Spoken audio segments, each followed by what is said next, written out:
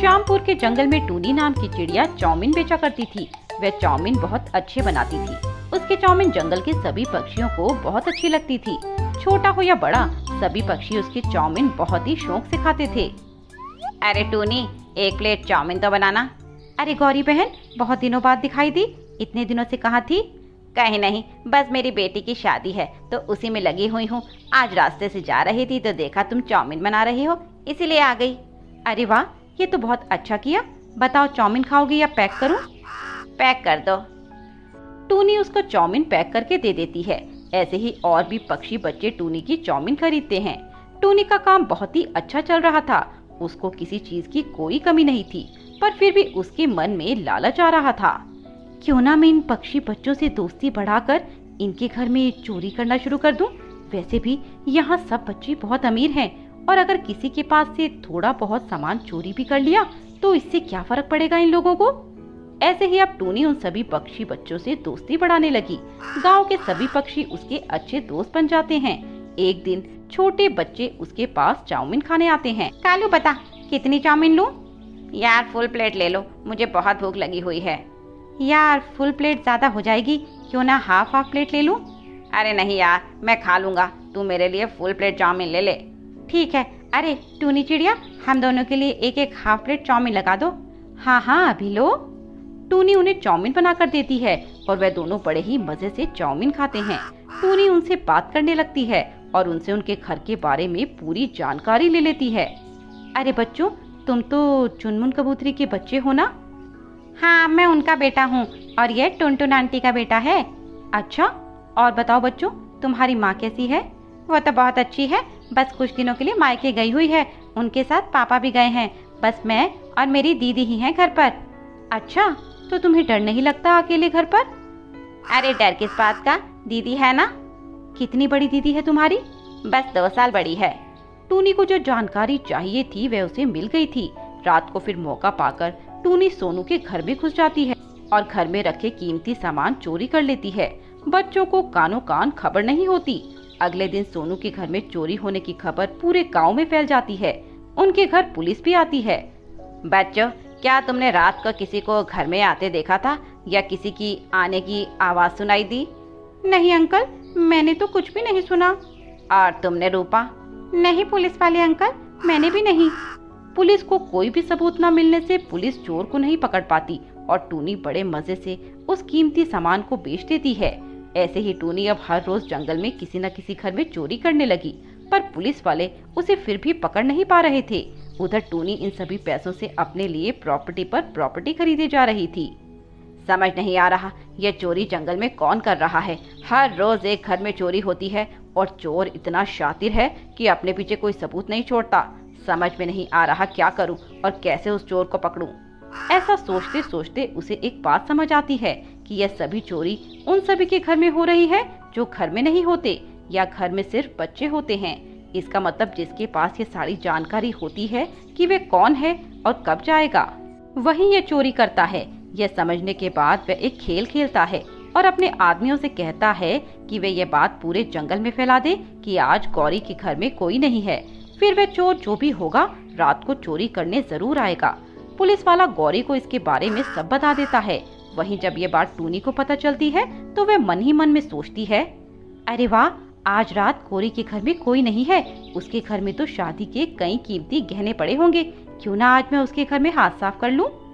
रात को टूनी गौरी के घर में चोरी करने के इरादे से घुसती है और सारे कीमती गहने चुराने के बाद जैसे ही जाने लगती है तभी वहाँ पुलिस इंस्पेक्टर उसे रंगे हाथों गिरफ्तार कर लेता है।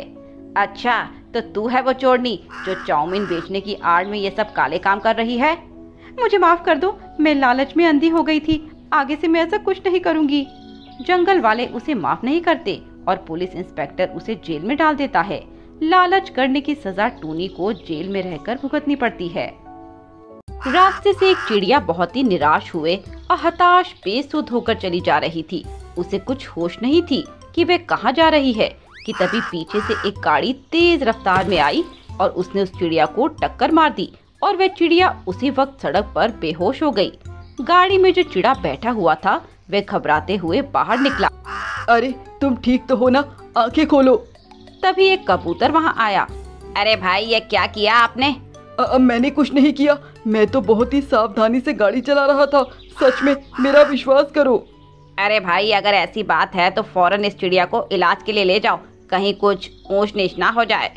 सोनू फौरन एक पल न गवाते हुए चिड़िया को उठाकर अपने घर ले जाता है और उसे अपने फैमिली डॉक्टर कालू को फोन कर देता है।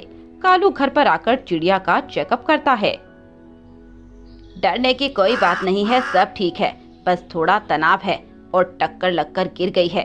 वो तो शुक्र हो सोनू तुम्हारी गाड़ी इस पर चढ़ी नहीं तो अनर्थ हो जाता। चलिए डॉक्टर साहब, मैं आपको बाहर तक छोड़ आता हूँ। माँ, तब तक आप इसका ख्याल रखना, मैं अभी आया। ठीक है मेरे बेटे। सोनू डॉक्टर को बाहर छोड़कर आता है। तभी उस चिड़िया को होश आ जाता है। मैं कहाँ हूँ? मुझे यहाँ कौन लाया? बोलिए ना। बेटी, तुम बेड पर ही बैठी रहो, डॉक्टर ने तुम्हें आराम करने को बोला है। पर आप कौन हैं और मैं यहाँ कैसे आई? बेटी, तुझे मेरा बेटा सोनू यहाँ लाया है, तू उसे रास्ते में मिल गई थी। आपकी मदद के लिए बहुत बहुत शुक्रिया, पर अभी मुझे जाना होगा।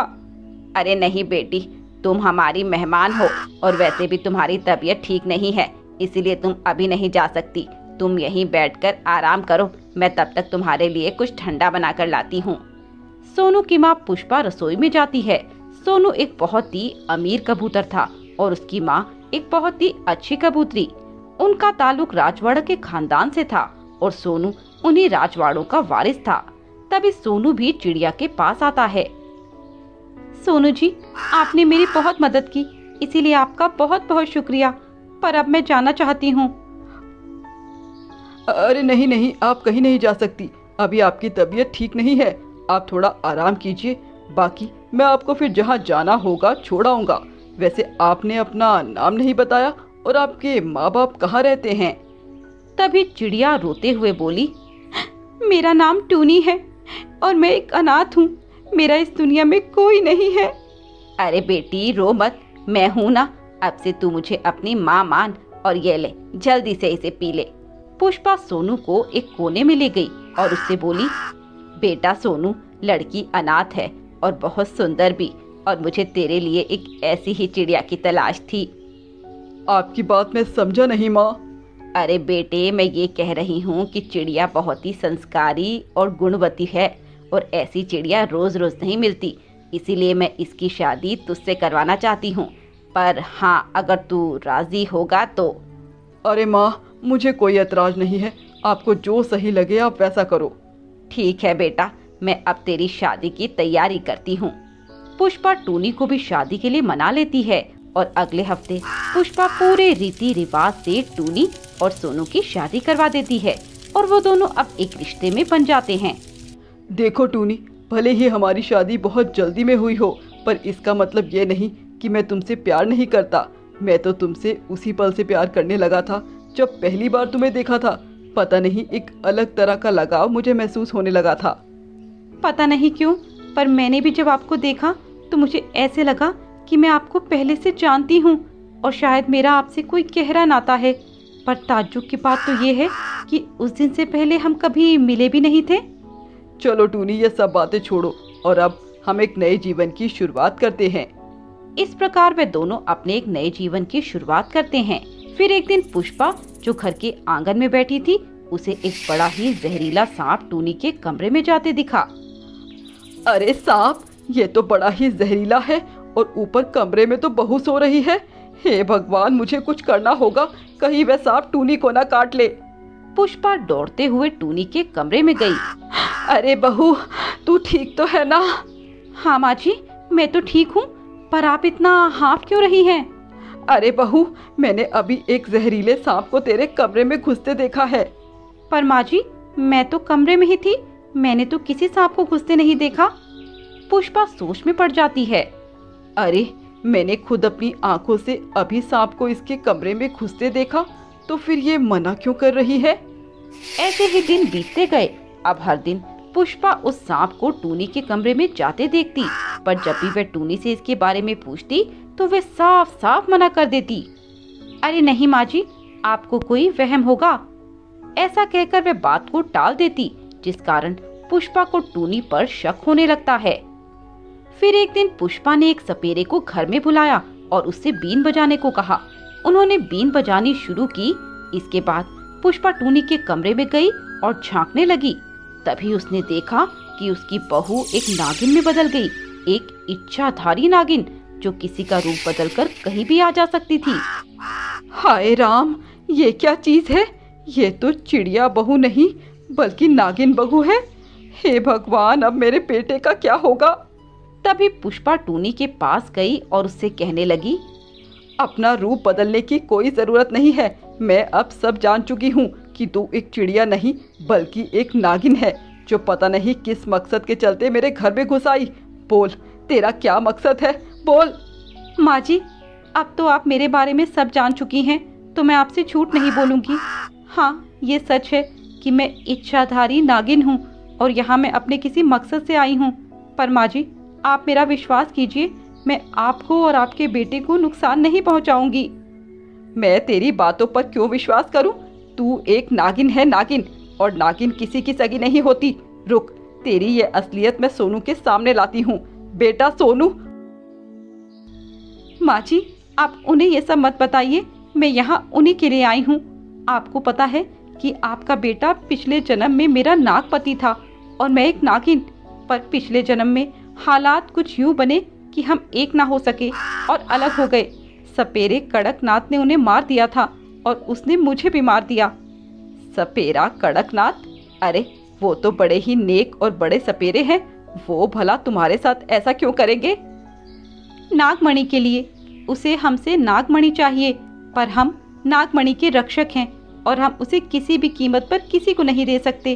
उस सपेरे को तो बिल्कुल भी नहीं, क्योंकि वो उसे पाकर और शक्तिशाली बनना चाहता है और 4 लोकों में अपनी शक्ति को फैलाना चाहता है। पर मैं अपने जीते जी ये नहीं होने दूंगी। उसे किसी भी कीमत पर नागमणि नहीं दूंगी, चाहे इसके लिए मुझे अपनी जान पर ही खेलना पड़े। अब बस एक बार सोनू जी को अपने पुराने जन्म के बारे में याद आ जाए और वो भी नाग बन जाए तो सब ठीक हो जाएगा। हम वो नागमणि कैलाश लोक पर जाकर शिव जी के चरणों में अर्पित कर देंगे और इस काम से मुक्त हो जाएंगे। टूनी बहू, मुझे माफ कर दे। मुझे नहीं पता था यह बात है, वरना मैं ऐसा नहीं करती। मैंने जब तुझे नागिन के रूप में बदलते देखा तो मैंने बाबा कड़कनाथ को फोन करके तेरे बारे में सब कुछ बता दिया और अभी कुछ देर में वे आने वाले होंगे। ठीक है माँ जी, आज आने दीजिए कड़कनाथ को। आज या तो वो नहीं या मैं नहीं। कड़कनाथ सपेरा वहाँ आकर टूनी को पकड़कर अपने साथ ले जाता है और पुष्पा ये बात सोनू को बताती है। सोनू को भी अपने पिछले जीवन के बारे में सब कुछ याद आ जाता है। माँ, तुम चिंता न करो, मैं टूनी को लेकर आऊंगा। सोनू उस कड़कनाथ सपेरे के पास जाता है। कड़कनाथ, छोड़ दे टूनी को। अरे वाह, तेरा ही तो इंतजार था मुझे। अब जब तुम दोनों आ गए हो तो लाओ मेरी नागमणि दो, जिसके लिए मैं कब से तड़प रहा हूँ। वो नागमणि तुझे इस जन्म में नहीं मिल पाएगी। सोनू उसकी आंखों में धूल फेंककर टूनी को वहां से ले जाता है और वे दोनों नागमणि को कैलाश पर्वत पर जाकर शिव जी के चरणों में अर्पित कर देते हैं। हे शिव जी, हमने आपकी अमानत आपको सही सलामत लौटा दी। अब आप इसकी रक्षा करना और पापी को सजा देना। शिव जी का त्रिशूल चलता है और कड़कनाथ कौवे की गर्दन कट जाती है और सोनू और टूनी अब खुशी खुशी अपनी माँ पुष्पा के साथ रहने लगते हैं। टूनी चिड़िया जंगल में अपनी सास के साथ रहती थी। टूनी का पति शहर में काम करता था। टूनी की सास कम्मो बहुत ही घमंडी और झगड़ालू किस्म की पक्षी थी। अरे ओ कामचोर टूनी, तू यहाँ क्या कर रही है? मैंने तुझसे कहा था ना कि मेरे लिए 1 गिलास नींबू पानी ले आना। अभी तक बना क्यों नहीं?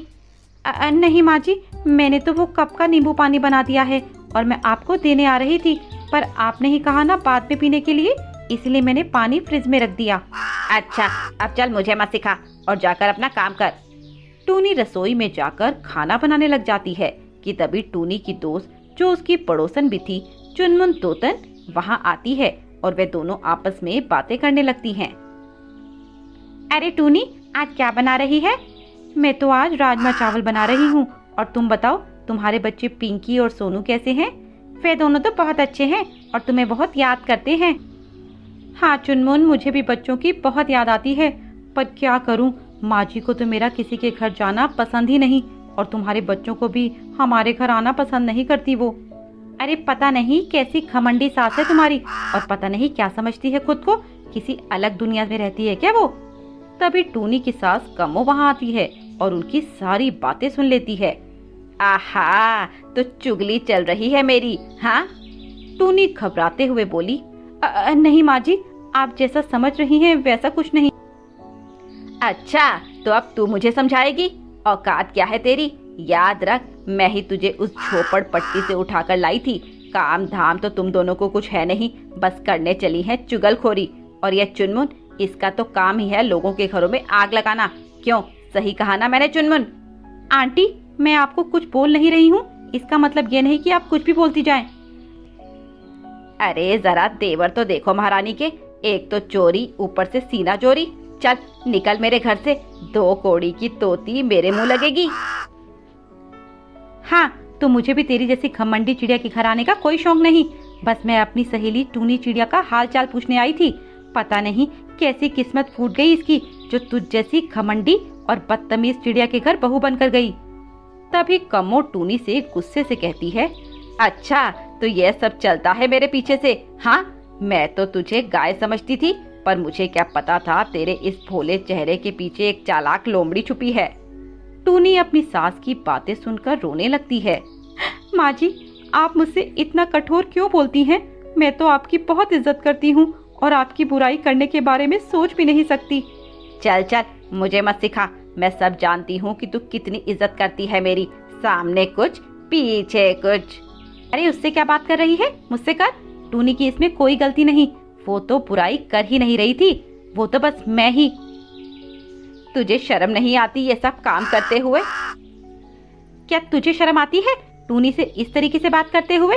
तो खुद तो उसे कहीं जाने देती नहीं, घर में कैदी बनाकर रखा है, और तू सब बातें कर रही है। वे दोनों आपस में लड़ रही थी कि तभी टूनी चक्कर खाकर गिर जाती है। अरे टूनी, क्या हुआ तुझे? चुनमुन और कम्मो टूनी को डॉक्टर के पास ले जाती हैं, जहां डॉक्टर उन्हें बताता है, अरे डरने की कोई बात नहीं है, बल्कि ये तो खुशी की बात है, क्योंकि ये माँ बनने वाली है।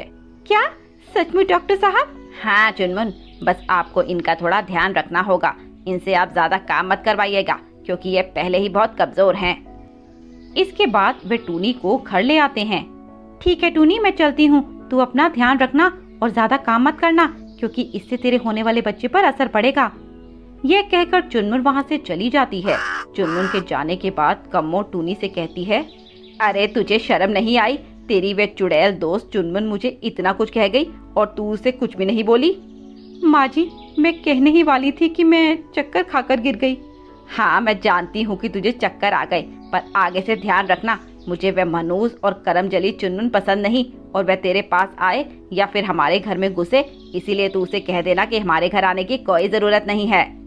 ऐसे ही कुछ दिन बीत जाते हैं। फिर एक दिन जब कम्मो घर पर नहीं थी, टूनी चुनमुन से इस बारे में बात करती है।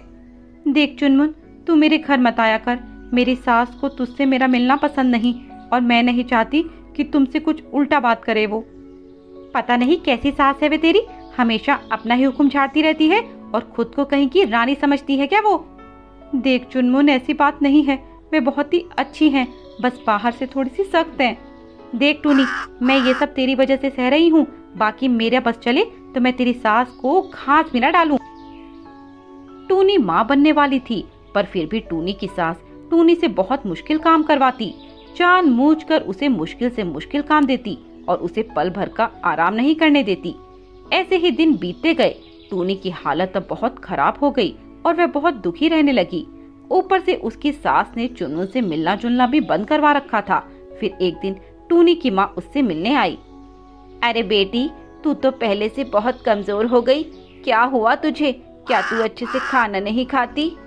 माँ, ऐसी बात नहीं है, तुम बैठो, मैं तुम्हारे लिए चाय बनाती हूँ।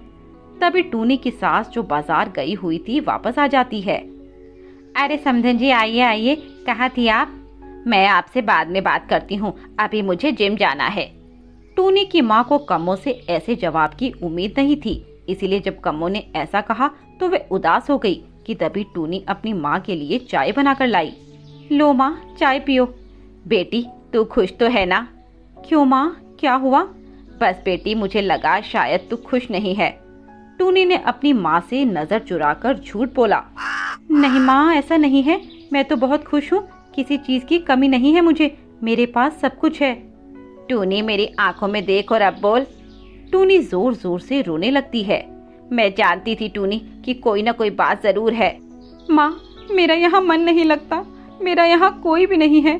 सासू माँ खुद को ज्यादातर समय बाहर रहती हैं और मुझे घर में बंद रखती हैं और किसी बाहर वाले से मिलने भी नहीं देती। और यहाँ तक उन्होंने चुनमुन का आना भी बंद करवा दिया और मुझसे हर समय काम करवाती हैं और जरा सा भी आराम नहीं करने देती। तू रो मत मेरी बच्ची, तू मेरे साथ चल और जब कालू शहर से वापस आएगा तो मैं उससे बात करूंगी। नहीं माँ, सासू माँ बवाल कर देंगी, उन्हें नहीं पसंद कि मैं इस घर को छोड़कर कहीं और जाऊं। मैं भी देखती हूँ कैसे तेरी सास तुझे रोकती है। उसकी हिम्मत कैसे हुई मेरी बेटी पर इतना अत्याचार करने की? क्या मैंने इसी दिन के लिए अपनी बेटी दी थी? वे उन दोनों की बातें कम्मो वहीं दरवाजे के पीछे खड़ी होकर सुन रही थी और जब टूनी की माँ उसे ले जाने लगी तो कम्मो ने उससे कहा, देख ले, एक बार जो तूने इस घर की दहलीज से बाहर कदम रखा तो समझ लेना कि इस घर में तेरे लिए कोई जगह नहीं और तू हमारे लिए मर गई। पर माँ जी, तू कैसी बहू है, हर किसी के सामने अपना दुखड़ा रोने लगती है। क्या साबित करना चाहती है कि मैं अच्छी सास नहीं हूँ, तुझ पर अत्याचार करती हूँ? टूनी अपनी सास की ये बातें सुनकर रोने लगी। तभी टूनी की माँ टूनी से कहने लगी, तू डर मत मेरी बच्ची, यह तेरा कुछ नहीं बिगाड़ पाएगी। टूनी अपनी माँ के साथ चली जाती है। यह देखकर कम्मो गुस्से से आग बबूला हो जाती है। ऐसे ही कुछ महीने बीत जाते हैं। फिर टूनी एक प्यारी सी गुड़िया को जन्म देती है जिसका नाम वह मिट्टी चिड़िया रखती है। फिर कुछ समय बाद कालू शहर से वापस आ जाता है और कम्मो उसे टूनी के बारे में बहुत उल्टा सीधा बताने लगती है। भाग गई तेरी पत्नी किसी के साथ, मैंने तो उसे बहुत रोका पर बेटे उसने मेरी एक नहीं सुनी और भाग गई अपने आशिक के साथ। नहीं माँ, ऐसा नहीं हो सकता, टूनी मेरे साथ ऐसा नहीं कर सकती। ऐसे ही कुछ दिन बीत गए। फिर एक दिन कालू को बाजार में टूनी मिली। उसने जब उसके साथ छोटी सी बच्ची को देखा तो उसने सोचा कि यह टूनी और उसके नए पति का बच्चा है। पर टूनी ने उसको सारी बात बता दी और उसकी गलतफहमी दूर कर दी। टूनी, अब तुम्हें और दर्द सहने की कोई जरूरत नहीं है और तुम हमेशा हमेशा के लिए शहर चलेंगे और इन सब से बहुत दूर, माँ से भी दूर। इसके बाद वे दोनों शहर में रहने लगे और कालू अपनी घमंडी माँ को उसके घमंड के कारण उसे छोड़कर दूर रहने लगा और अब ये दोनों खुशी खुशी अपना जीवन बिताने लगे।